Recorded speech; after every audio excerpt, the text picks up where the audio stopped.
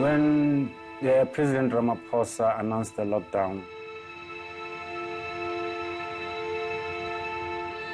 my initial thoughts, it was that it was just going to be about 90 days, a short term, and we'll go back to work.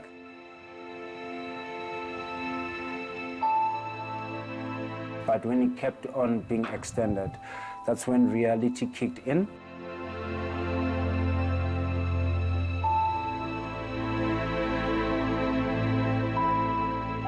And now it questioned on how we're going to survive.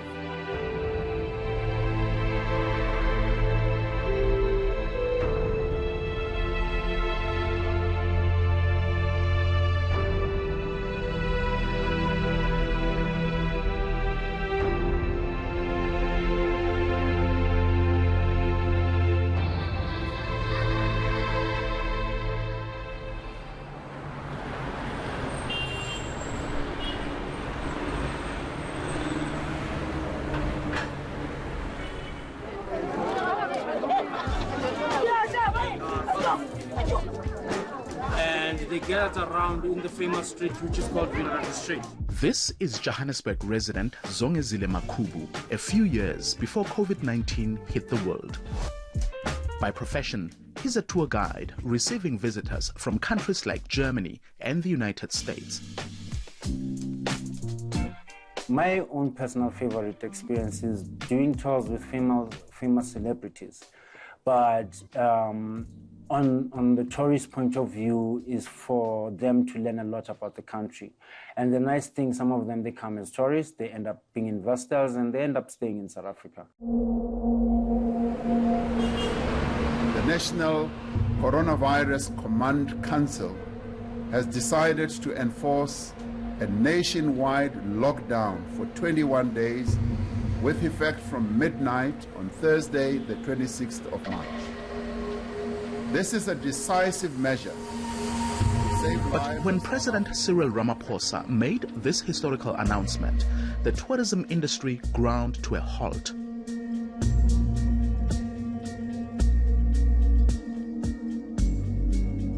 With nations around the world shutting their borders, Zongezile's industry became virtually non-existent.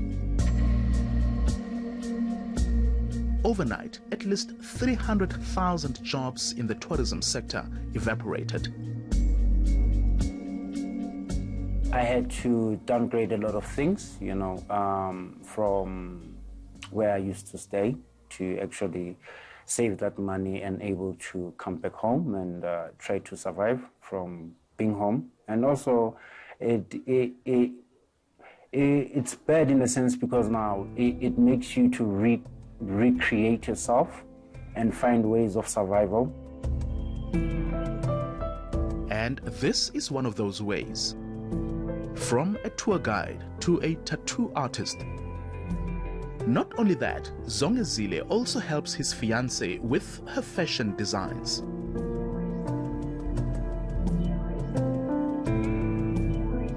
We started making masks and selling them to people around, South Africa, even close people. But when it went to a year, that's when it was inevitable that it's just going to be a struggle for quite a long time, because we're not even told at what point the lockdown is going to end. From over 15 million tourists visiting South Africa in 2019 to under 5 million the following year, even the restaurant industry began feeling the pressure. It was bludgeoned, particularly by strict lockdown regulations. We are in Vilakazi Street. We bank on tourists during the week and our local people over the weekends. So what happened now, imagine there was no warning that this was coming, so we had to make do with what came our way. Retrenchments became inevitable. Even government support that was meant to cushion the blow was not enough. Data shows only 30% of the restaurant businesses that applied for financial aid received it. The hardship forced industry players to reassess their business model. If there's one thing that COVID has taught us is that we need to mobilize all the relevant stakeholders that we have, meaning to say we've got international tourists, we've got local tourists. So we need to do more on our local people so that when things like this happens, we're not over-reliant on overseas people. We can actually get going with our own people that we have.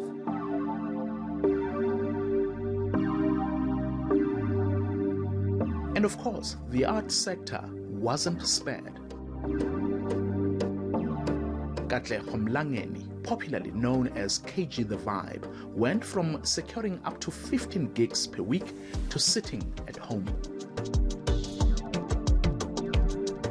Getting by for the first few months was so hard because when lockdown started, that's when I was supposed to do my show. And I had spent all of my savings to pay for the show's expenses, pay for the stage, pay for the lights, whatever we need for the show. But the Sports, Arts and Culture Department intervened. It paid out 28 million rand to those who applied and were approved for the relief fund. The financial aid, however, didn't reach everyone. The government ignored the entertainment industry. It's only a few artists which I can't name because I don't know who got the relief funds from the government. But most of the artists across the country in SA haven't got any help from the government. Cars were repossessed, houses were taken away, and the government didn't do anything about that.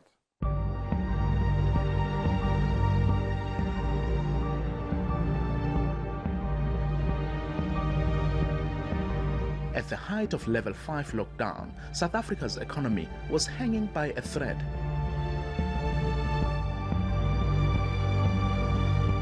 Some companies permanently shut their doors.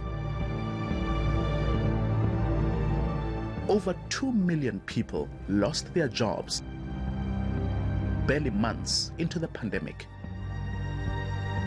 The rate of unemployment skyrocketed.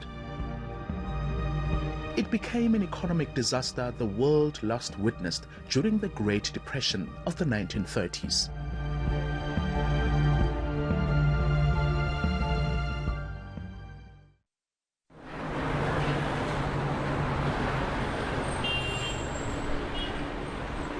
But in the midst of this unprecedented financial devastation, when most sectors were contracting by up to 90%, there was a glimmer of hope.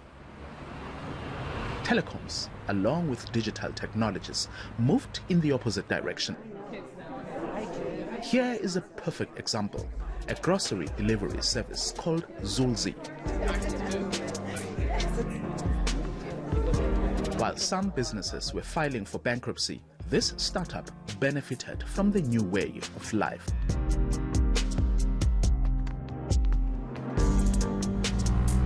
Everybody was buying groceries online during lockdown, right? So what happened is even before lockdown, there was let's say, almost 30%, 40% year-on-year growth, right? But when COVID came, it accelerated what we had projected as our revenue for 2022. So that was brought forward by almost 2 years.